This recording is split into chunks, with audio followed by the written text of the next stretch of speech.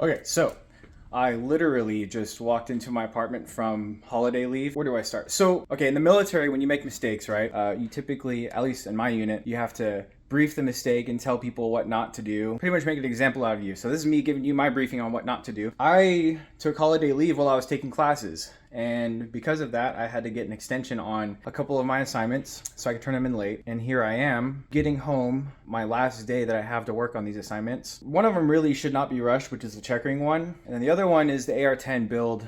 AR-10 lab, modern sporting rifle lab class, which, I've built those before. So, I'm not saying that just because you have experience, you should rush it. You definitely don't want to rush that. But the checkering one, you especially don't want to rush. So yeah, that's my message to you, is don't plan holiday leave when you have classes. Now, the checkering one kind of worked out in a sense, because I did a true oil finish on the stock blank. It took about a week to apply, and then you want to give it at least a week to cure. And you want a nice, hard, finished surface to be checkering on, like so.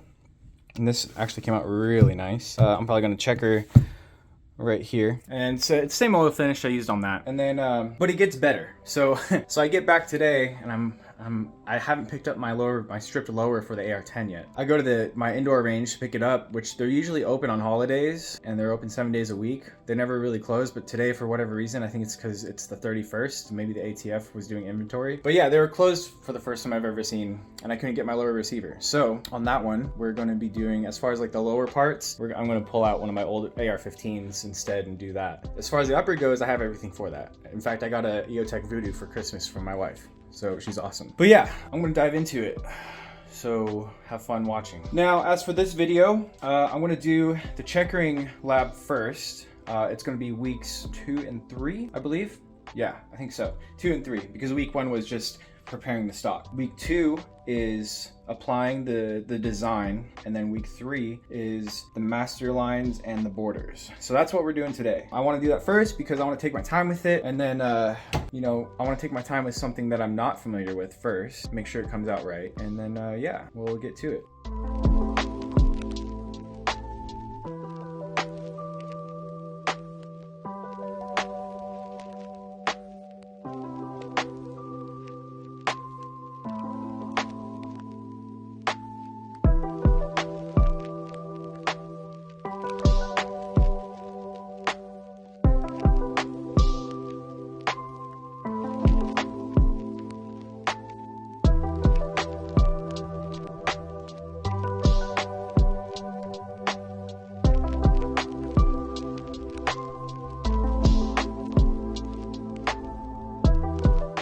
Alright, so I started deepening the master lines, or the borders to be exact. It's a tedious job, it takes a long time, but that's the key. You gotta take your time, make sure it comes out right. The thing about art, this is really an art, to be honest. First time checkering, first big thing that I've learned is when you're putting your pattern on and you're cutting those first lines with your pocket knife or whatever blade you choose, make sure you do them deep enough, but not too deep. My issue was I didn't make them deep enough, and then when I started going through the single line cutter, on one of the lines it fell off of the groove and it kind of went crooked. I'll show you right here. I don't know if you can see that, but so these ones came out okay on this side. I'm just going 1 2 3 4. I'm doing the lateral lines first, but this outside line here, you can see how it curves, and that was the single line cutter falling off of that groove. I had to charge my phone. My phone was gonna die, so while my phone was charging, I kind of went over the initial lines again with my pocket knife just to make it a little deeper so that doesn't happen again. Hopefully it comes out a little better this time.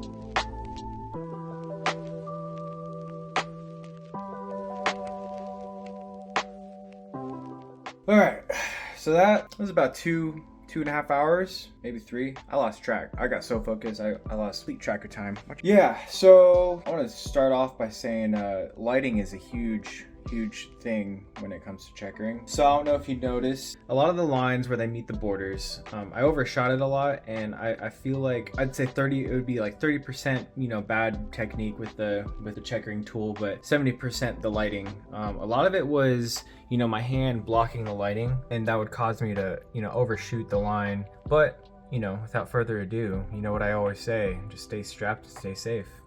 Isn't that right?